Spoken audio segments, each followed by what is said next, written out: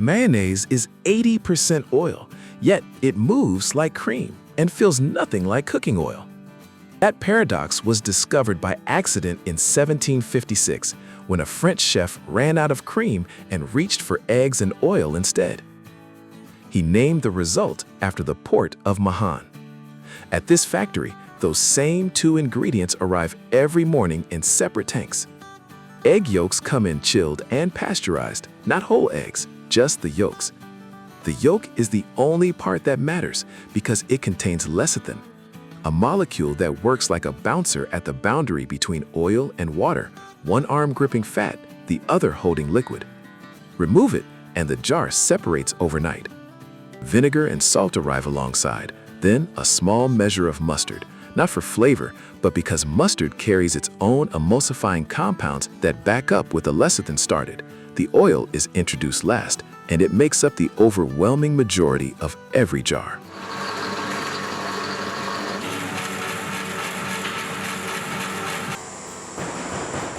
The yolks, vinegar, salt, and mustard go into the mixing vessel first, moving before a single drop of oil arrives.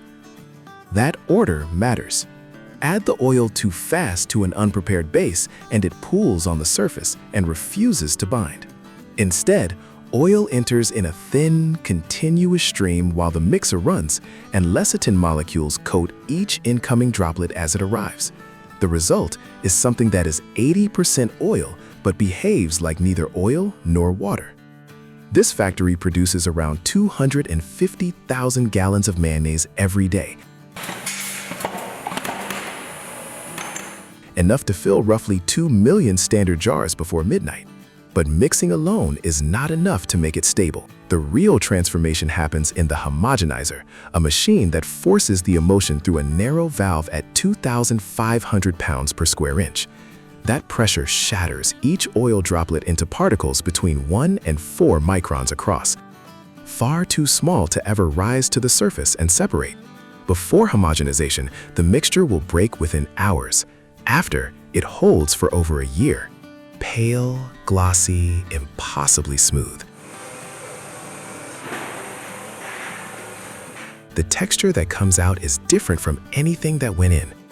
Oil droplets are now so small and so evenly distributed that light scatters off them uniformly, which is why mayonnaise appears white or pale yellow rather than the deep gold of the oil itself. The color comes almost entirely from the egg yolks. A whiter mayo means less yolk, less lecithin, a weaker emulsion, and a jar that may separate on a consumer's shelf weeks after opening. Full-fat mayonnaise holds together more reliably than reduced-fat versions, which replace oil with water and starch. Vinegar and salt do one final job the jar never mentions. They drop the pH of the finished mayo below 4.0, low enough that bacteria cannot grow. That is why a sealed jar sits on a shelf for 12 months without refrigeration. The acid makes it hostile to anything living. Open it, and that protection starts to erode the moment air gets in. The filling line runs at 500 jars per minute. Each jar weighed automatically, capped, and moved forward without slowing. A jar running even 2 grams light on oil will fail the emulsion ratio and shift the texture. A senior technician tastes every batch, not for flavor, but for graininess. The tongue catches texture breaks that no viscometer can read. The line monitors weight on every jar, not on samples.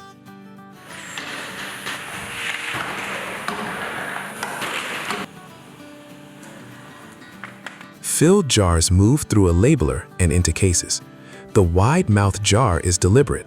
Mayo is thick enough that a narrow opening would make the last spoonfuls unreachable.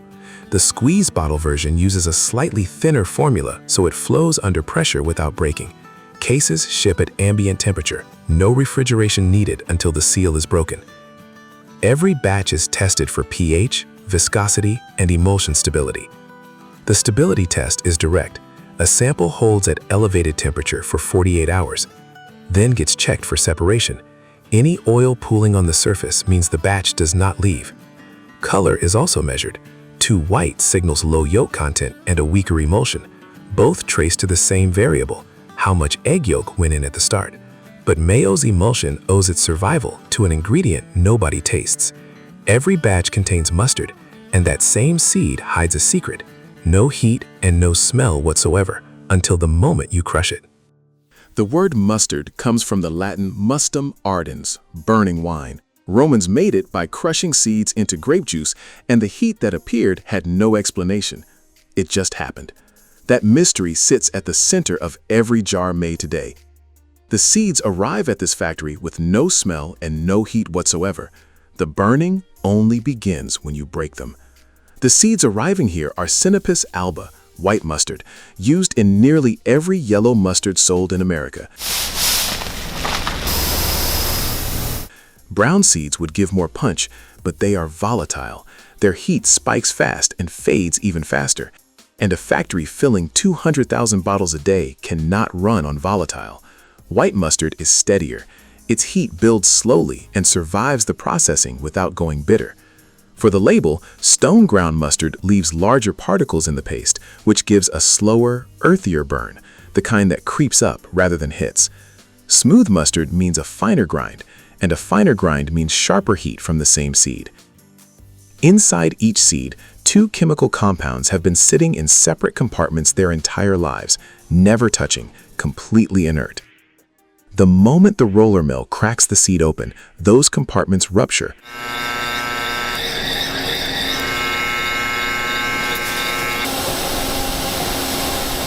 The compounds meet, and a reaction fires that was not there a second ago. No outside ingredient triggers it. The seed does it to itself. Water poured in after grinding speeds things along. This factory cracks roughly 50,000 pounds of seed every day, enough to fill over 200,000 bottles before the next shift starts. The smell that rises from the mill at this point is sharp enough to clear a room. Then vinegar goes in, and this single move decides how hot the finished mustard will be. Acid stops the reaction, not gradually, it cuts it off. Every second the factory waits before adding vinegar, the heat climbs a little higher. Wait too long, and it overshoots into bitter compounds no amount of sugar will fix. Move too early, and the heat never arrives. The window is minutes, and someone is watching it. Sharp, vivid, almost electric. Turmeric goes in next, which is the detail that stops most people. Yellow mustard is not yellow because of the seed. The seed is beige. Every drop of color comes from turmeric, a root from India with no heat of its own. After turmeric, the slurry passes through a second grind, finer than the first, smoothing into the paste people recognize. A finer grind means sharper heat. Two mustards from identical seeds can taste completely different based on how fine the mill runs. Into the mixing tanks go salt, sugar, and a small amount of garlic powder, adjusted batch by batch depending on where the heat landed after grinding. Before any batch moves to filling, someone tastes it. Not a machine, a person with a spoon, against a reference jar that was locked years ago as the standard. No sensor built yet measures mustard heat as accurately as the human tongue. The way it climbs at the back of the throat, the way it lingers or fades. That is still a human call on every batch, every shift. Tasters here spend weeks calibrating before they evaluate alone. From tasting to filling line, 400 bottles per minute. Each one capped in under a second, moved forward without stopping. Filled bottles move through the labeler and into cases of 12. The squeeze bottle, flexible sides, narrow tip, is not branding. Mustard is thick enough that a wide mouth opening would need real force, and nobody wants to wrestle a condiment at a table. The narrow tip meters the flow without a valve. Cases ship within 24 hours. Because mustard heat is not permanent, left on a shelf long enough, it softens. Before any case ships, every batch is tested for viscosity, pH, and color. Too thin, and it slides off everything. Too thick, and it drags. Color matters because consumers use it as a flavor signal. A pale batch gets pulled regardless of taste. Both the heat and the color trace to the same two moments at the mill: how long the enzyme ran before the vinegar went in and how much turmeric followed. But vinegar does more than control mustard's heat. In the next condiment, it helps create something that defies physics, a sauce that refuses to move until you force it. A bottle of ketchup sits perfectly still. locked in place, refusing to flow. Slap the bottom once, and it pours. That stubbornness is not a flaw. It is engineered. Americans squeeze through 10 billion ounces a year, and every drop behaves this way on purpose. At this factory, the journey starts with Roma tomatoes from California's Central Valley. Roma tomatoes, bred for paste, not salads. Thick flesh, almost no water, and a deep red that holds through hours of cooking.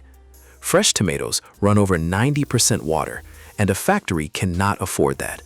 Roma cuts it down and concentrates the flavor before anything else begins. The bins today came from California's Central Valley, harvested and trucked in within 24 hours of picking because tomatoes lose sugar the moment they leave the vine. For the label, ketchup made from paste concentrate tends to run deeper and richer in taste. At the sorting line, workers pull any bruised or underripe before the good tomatoes drop into a crusher, then a finisher that separates pulp from skin and seeds in one pass. What comes out is warm puree, brick red, smelling exactly like the inside of a jar. Vinegar goes in next, then sugar, salt, and the spice blend. A formula the company guards closely. The spices arrive pre-mixed and sealed off-site, so no single facility ever holds the complete recipe. This factory processes around 900,000 pounds of tomatoes every single day.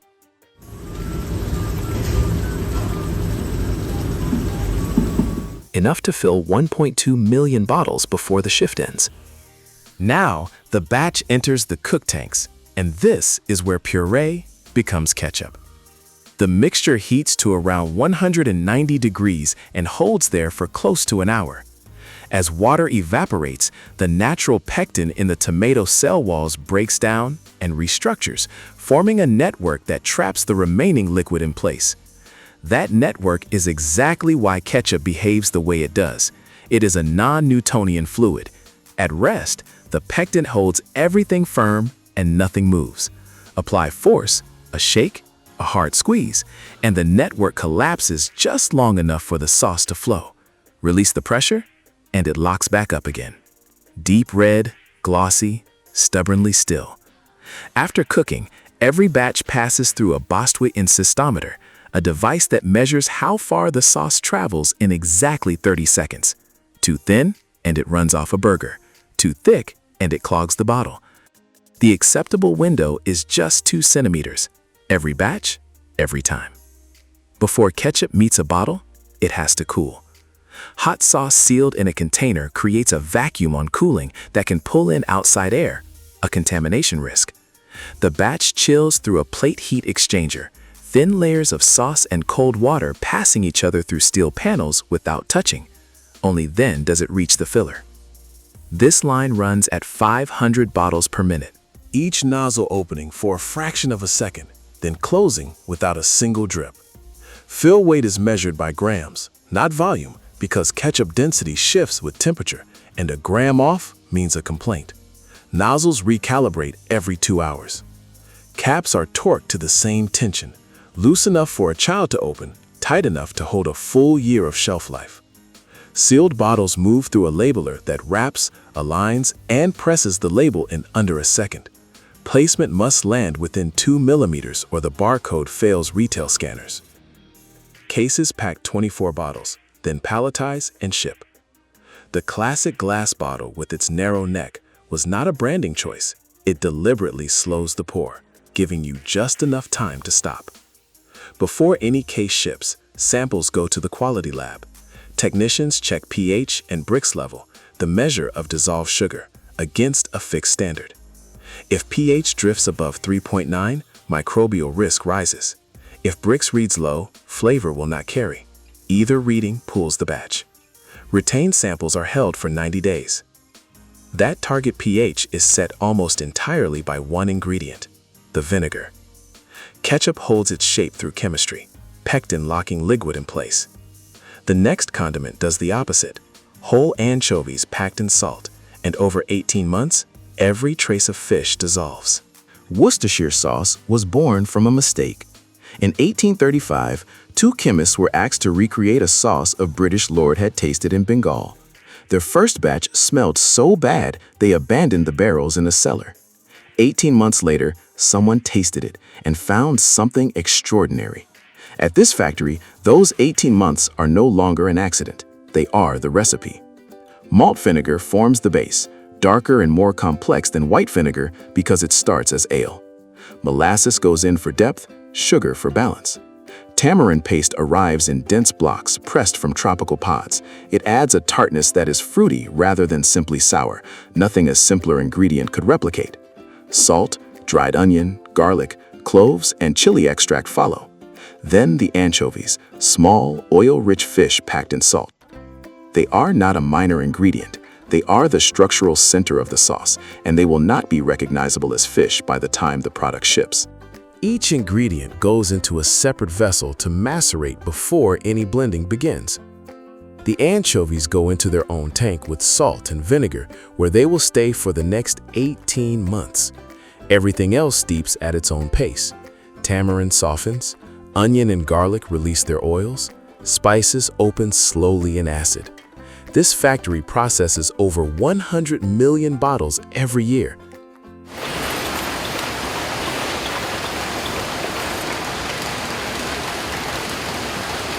Enough that if lined end to end, the row would wrap around the earth twice. Production runs on staggered timelines across dozens of tanks, so the line never stops waiting for a single batch.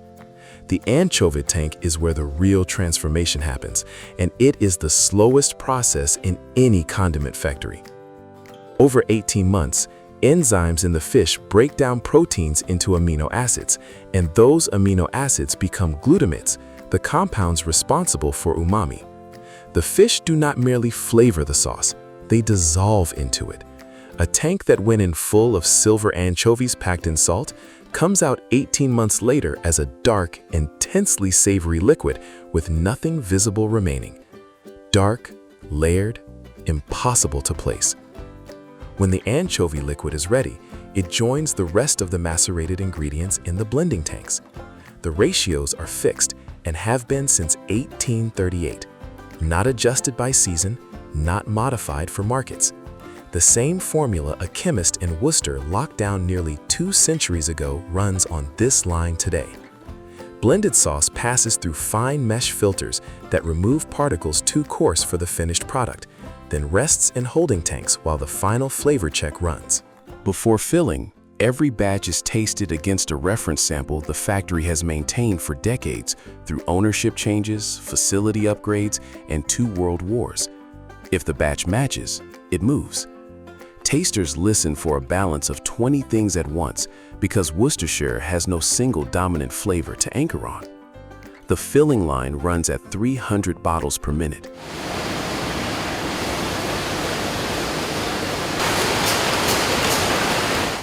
Each bottle sealed and torqued to a specific tension. Worcestershire carries a shake well instruction not because the product is poorly made, but because it contains no artificial stabilizers. The solids that give it depth settle naturally. Shaking is not a warning, it is the last step of the process, performed by the consumer. Filled bottles move through a labeler, then into cases of 12. The dark glass is functional.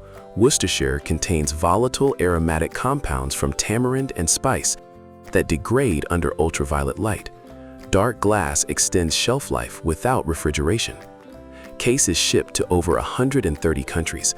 The same bottle, the same formula, on tables from London to Lagos to Los Angeles. Before any case ships, the quality lab runs pH, color, and viscosity checks against the locked reference. A spectrophotometer measures color. Too pale means the molasses drifted. Too dark means the anchovy fermentation ran long. Both pool the batch. Retained samples are held for 12 months in case a complaint requires tracing back to the exact production run.